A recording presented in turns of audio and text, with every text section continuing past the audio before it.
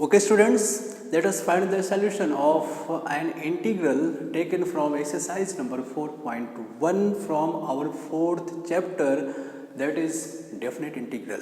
Here we have to integrate x cube from 1 to 3 using definite integral as a limit of a sum process. Okay students, in our integral lower limit is a, that is 1, and upper limit b is equal to 3. First of all, we have to find h, where h is equal to, since h is equal to b minus a upon n. Okay, h is equal to b minus a upon n. On putting the values of b and a, we get 3 minus 1 upon n, and this one is equal to 2 by n. Okay, 2 by n. So nh, n into h is equal to 2. nh is equal to 2. In this way we get nh is equal to 2. Clear? Next process, since the process of definite integral as a limit of sum is given as integral from a to b of f of x dx is given as limit of a sum, limit as n tending towards infinite of summation from r is equal to 1 to n of h into f of a plus RH. What is this? This is the process. This is the formula. This is the process to find definite integral of any function using limit of sum process. आ गया समझ में? तो first of all we have to find f of a plus RH. What is f of a plus RH को हमें find out करना है. कैसे find out करेंगे? Since here f of x is equal to x cube, f of x is x cube, then we have to find f of a plus RH, then f of a plus RH is equal to, means when f of x, जब यहाँ पे x था तो x cube आया. अब आप यहाँ पे क्या है? f of here f of a plus RH is at the place of x. इसका मतलब क्या है? जहाँ पे x है उसे आप a plus RH से रिप्लेस कर दीजिए. Okay, means on putting the value of x is equal to a plus RH, तो यहाँ पे x क्यूब है. ओके, तो क्या करोगे? a plus RH whole cube कर दोगे.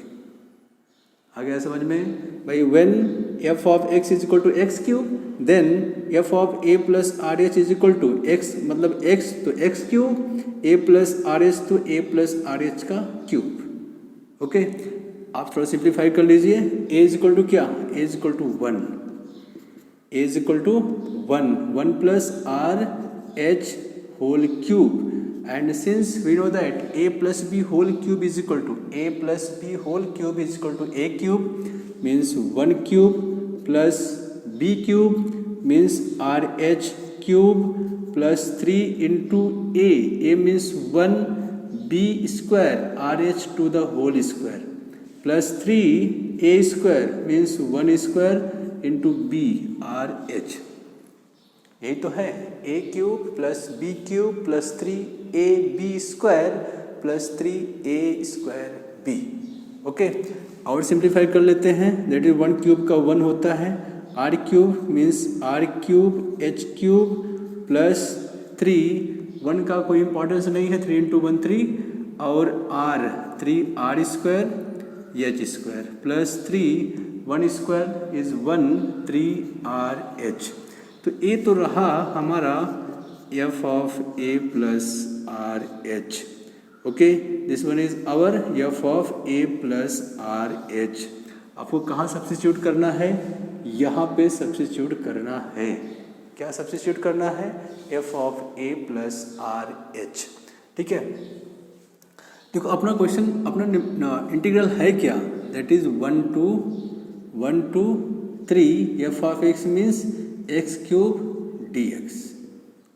ठीक है, आपको करना कैसे, आपको प्रोसेस कौन सा यूज करना है, यही प्रोसेस यूज करना है, that is limit as n tending towards infinite, summation from r is equal to 1 to n h into f of a plus r h. ये लो इतना बड़ा, इसको कॉपी पेस्ट कीजिए, कॉपी करना है पहले, that is 1 plus r cube h cube plus 3 r square h square plus 3 r h, 3 into r, ये आर है, हाँ, r h is equal to. Clear है, सबको दिख रहा है, सबको समझ में आ रहा है? ओके स्टूडेंट्स, एनी डाउट बोलिए। Then let us take summation of individual terms, that is equal to limit as n tending towards infinite, summation from r is equal to 1 to n, h को अंदर भेजिए, means on opening the bracket h into 1 is h plus r cube h to the power 4, ये लीजिए h क्यूब into h to the power 4 plus 3 r square h cube हो गया, h square into h cube हो गया, plus 3 r और h square हो गया। Okay, h into h square. Clear? Okay ना, एच इंटू एच स्क्वायर हुआ। आगे बढ़ते हैं। So this one is equal to limit as n tending towards infinite. अब क्या करना है, taking summation of individual terms, that is summation from r is equal to 1 to n of h। First term का summation आपने present किया, plus summation from r is equal to 1 to n r cube h to the power 4। Clear? Plus summation from r is equal to 1 to n of 3 r square h cube plus summation from r is equal to 1 to n of 3 r h square. लिख दिया। आगे बढ़ते हैं। This one is equal to limit as n tending towards infinite. देखिए h क्या है, h is working as a constant with respect to r। आप summation r के रेस्पेक्ट में कर रहे हो, मतलब r को रिप्लेस करोगे, h तो एज ए आप कांस्टेंट जैसा आप बता सकते हो कि h कांस्टेंट है, इसको आप समेशन के बाहर लिख सकते हो, that is h summation from r is equal to 1 to n। यहाँ पे क्या बच गया, 1, वहाँ 1 लिख दीजिए, प्लस सिमिलरली यहाँ पर भी h पावर 4 आप कर सकते हो, r is equal to 1 to n of r cube, और यहाँ भी आप 3h क्यूब लिख सकते हो बाहर, summation from r is equal to 1 to n of r square plus 3h square summation from r is equal to 1 to n of r। समझ में आ रहा है? तो सिंपल था। अब क्या करना है, this one is equal to ऐसा लिखिए।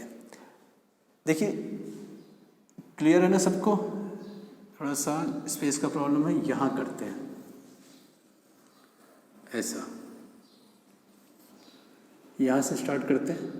ओके, तो limit as n tending towards infinite h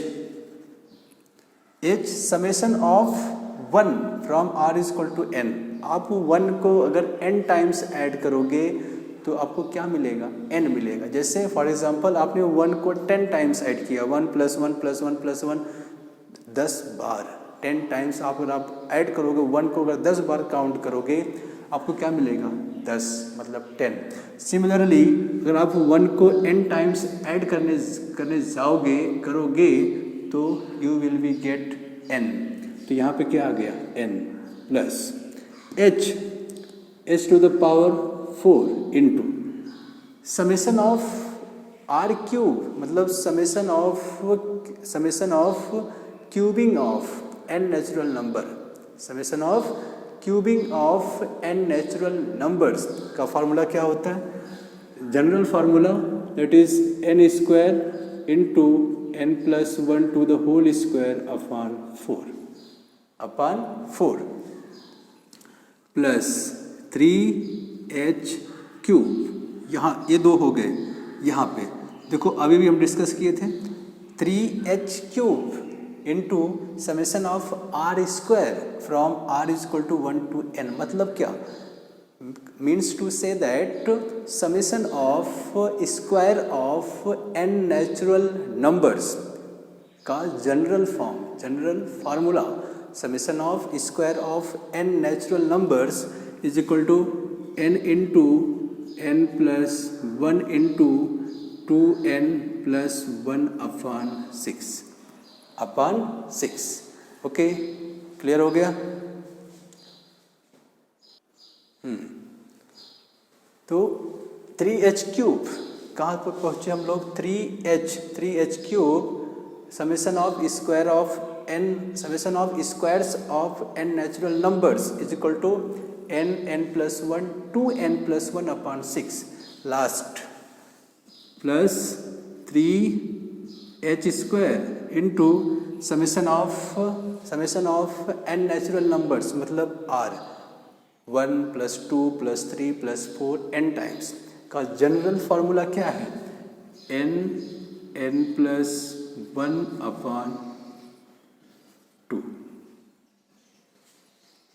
3h square r is equal to 1 to n, r को रिप्लेस करोगे 1 से, बीच में प्लस करते जाओगे 1 plus 2 plus 3 plus 4 n times, तो आपको मिलेगा n plus 1 upon 2। It's a general formula for summation of n natural numbers.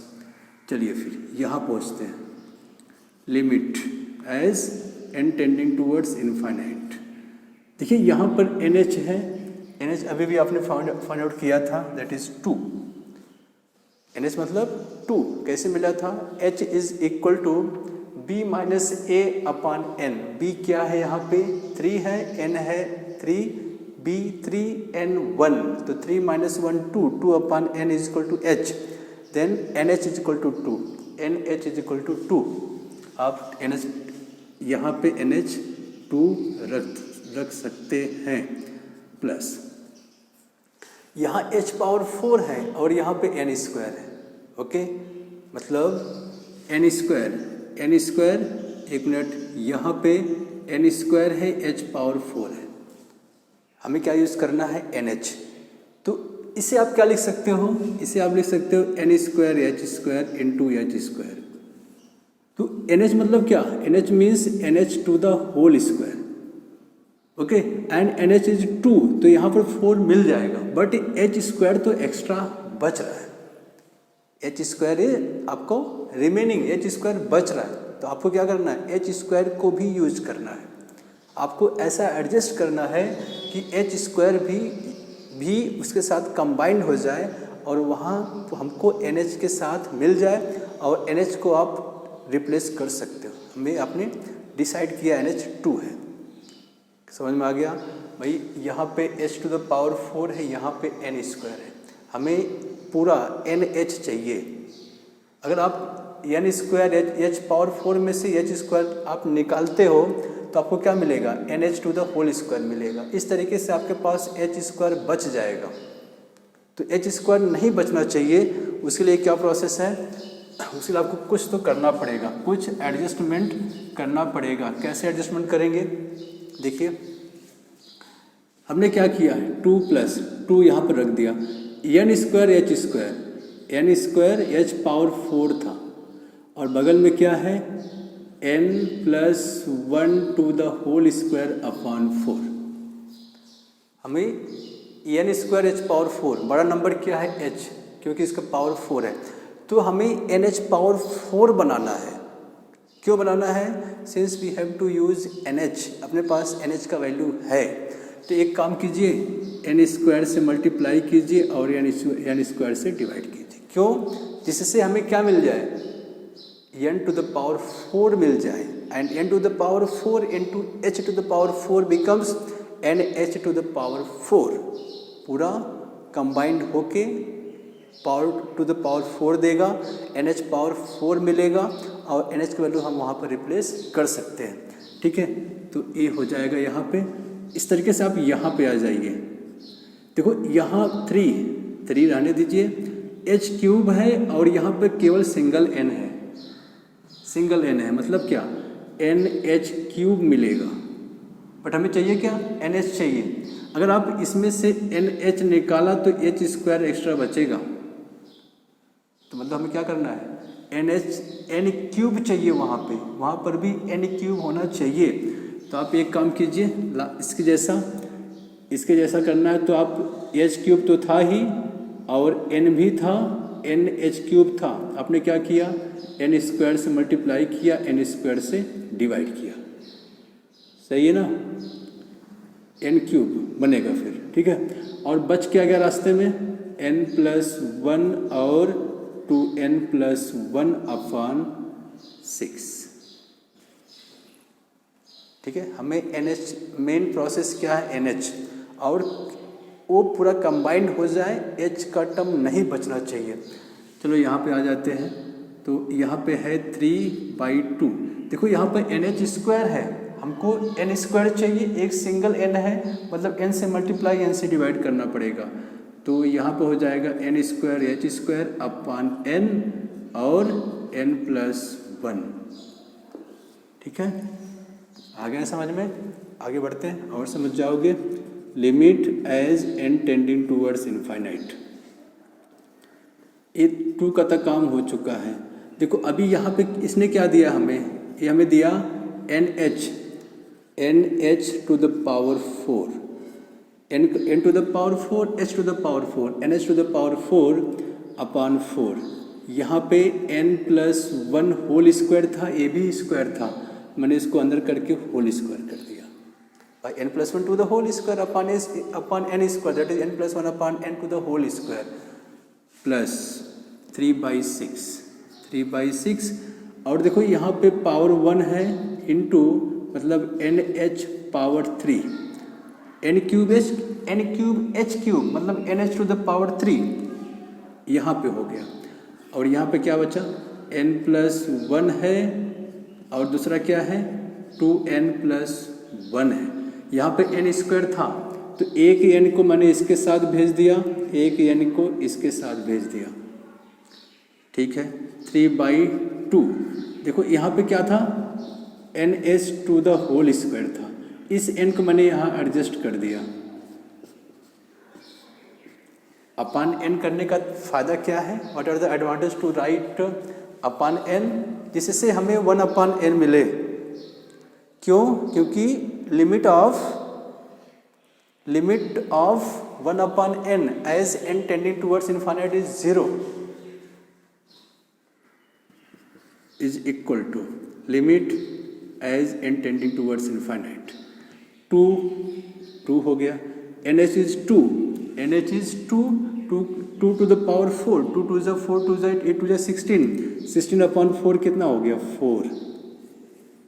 आगे समझ में, NH क्या है 2 to the power 4 16 upon 4 4, n upon n 1 plus 1 upon n to the whole square plus 3 upon 6 1/2। NH power 3 NH is 2 to the power 2 to the 4 to ज़ा 8, यहाँ पे 8 आ गया। n/n 1 plus 1/n 2n/n 2 plus 1/n plus ये वाला ये मैं यहाँ लिख रहा हूँ 3/2। NH is 2 square 2 to the whole square n/n 1/n। ठीक है, इस तरीके से अब तो समझ में आ गया होगा, समझ रहे होगे अच्छे से। अब देखो जब आप लिमिट लोगे, limit of first 2, limit of any constant limit of 4, देखो यहाँ पर तो 4 होगा, limit of 1 1, limit of 1 upon n 0, limit of 1 upon n as n tending towards infinite is 0, यहाँ पे 0 हुआ और स्क्वायर हो गया 1/8, देखो 2 4 ज़ा 8, यहाँ पर 4 हो गया, limit of 1 1, limit of 2 2, limit of 1 upon n 0 plus 3/2, 2 का स्क्वायर 4, 2 का square 2 to the whole square 4, limit of 1 1 और लिमिट ऑफ 1 अपॉन n 0 मतलब 1, this 1 is equal to 2 plus 4 1 ज़ा 4 प्लस 4 2 ज़ा 8 प्लस 2 2 ज़ा 4 2 3 ज़ा 6, मतलब 4 2 ज़ा 4 और 2 6, 6 और 6 12, 12 और 8 20, ये रहा आपका आंसर। 4 2 6, 6 6 12, 12 8 20। ओके, समझ में आ गया? ये 2 हो गया और 1 अपॉन n 0, 1 का स्क्वायर 1 तो 4 और इतना ऊपर मत लिखिए, इतना, ठीक है। और 2 4 ज़ा 8, 2 4 ज़ा 8, 1 अपॉन n का लिमिट 0, 1 प्लस 0 1 ही होगा, 2 प्लस 1 अपॉन n का लिमिट 0 तो 2 रहेगा, 2 का स्क्वायर 4 4, 2 2 कटेगा, 3 2 ज़ा 6, 3 2 ज़ा 6 और 2 का स्क्वायर 4, 2 2 ज़ा 4, 2 3 ज़ा 6 आएगा, 1 1 का limit 1, 1 upon n, limit of 1 upon n as n tending towards infinite is 0, तो 1 प्लस 0 1 और यहाँ पर 4 है, 2 2 ज़ा 4, 2 3 ज़ा 6 और 4 2 ज़ा 8, 2 4 1 ज़ा 4, ठीक है, ये 1 है, 1 का स्क्वायर 1 तो 4 1 2 4 इंटू 1 4, 4 2 ज़ा 8, 3 2 ज़ा 6, 8 6 14, 14 प्लस 4 18, 18 प्लस 2 20। इस तरीके से आप आंसर फाइंड आउट कर सकते हो using the process of definite integral, process of definite integral as a limit of sum. Okay.